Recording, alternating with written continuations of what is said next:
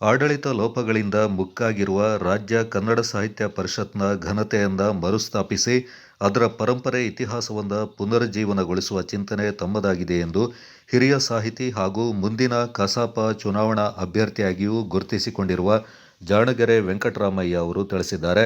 ಸುದ್ದಿಗೋಷ್ಠಿಯಲ್ಲಿ ಮಾತನಾಡಿದ ಅವರು, ಕನ್ನಡಿಗರ ಪ್ರಾತಿನಿಧಿಕ ಸಂಸ್ಥೆಯಾಗಿರುವ ಕನ್ನಡ ಸಾಹಿತ್ಯ ಪರಿಷತ್ತನ್ನು ಮೈಸೂರಿನ ನಾಲ್ವಡಿ ಕೃಷ್ಣರಾಜ ಒಡೆಯರವರು ಸ್ಥಾಪನೆ ಮಾಡಿ 112 ವರ್ಷಗಳು ಸಂದಿವೆ.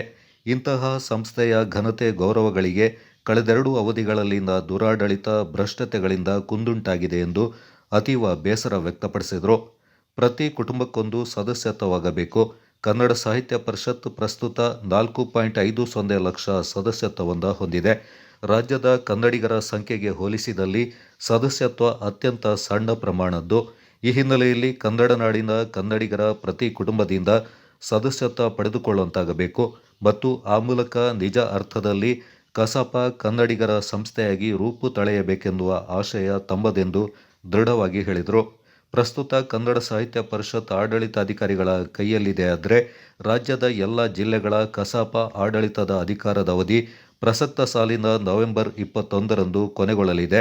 ಬಹುಶಃ ಡಿಸೆಂಬರ್ನಲ್ಲಿ ರಾಜ್ಯ ಕಸಾಪ ಚುನಾವಣೆಗಳು ನಡೆಯುವ ಸಾಧ್ಯತೆ ಇದೆ. ಈ ಹಿನ್ನೆಲೆ ರಾಜ್ಯದ ಸಾಹಿತಿಗಳು, ಕಲಾವಿದರು, ಹೋರಾಟಗಾರರು ಮತ್ತು ವಿವಿಧ ಜಿಲ್ಲೆಗಳ ಕಸಾಪ ಪದಾಧಿಕಾರಿಗಳು ತನ್ನನ್ನು ರಾಜ್ಯಾಧ್ಯಕ್ಷ ಸ್ಥಾನಕ್ಕೆ ಗುರುತಿಸಿದ್ದಾರೆ. ಈ ಹಿನ್ನೆಲೆ ಕಾವೇರಿಯ ನಾಡು ಕೊಡಗಿನಿಂದ ಎಲ್ಲ ಜಿಲ್ಲೆಗಳನ್ನು ಸಂಪರ್ಕಿಸುವ ತನ್ನ ಕಾರ್ಯವನ್ನು ಇಂದಿನಿಂದ ಆರಂಭಿಸ್ತಾ ಇರುವುದಾಗಿ ತಿಳಿಸಿದರು. ಹಿರಿಯ ಪತ್ರಕರ್ತ ಆರ್.ಜಿ. ಹಳ್ಳಿ ನಾಗರಾಜು, ಚಲನಚಿತ್ರ ನಿರ್ದೇಶಕ ಎನ್.ಆರ್. ನಂಜುಂಡೇಗೌಡ, ಕೊಡಗು ಜಿಲ್ಲಾ ಕನ್ನಡ ಸಾಹಿತ್ಯ ಪರಿಷತ್ನ ಮಾಜಿ ಅಧ್ಯಕ್ಷರಾದ ಟಿ.ಪಿ. ರಮೇಶ್, ಮಡಿಕೇರಿ ತಾಲೂಕು ಮಾಜಿ ಅಧ್ಯಕ್ಷರಾದ KT. Baby Matthew, Kana Chandrashekhar ಈ ಸಂದರ್ಭ ಪಾಲ್ಗೊಂಡಿದ್ದರು.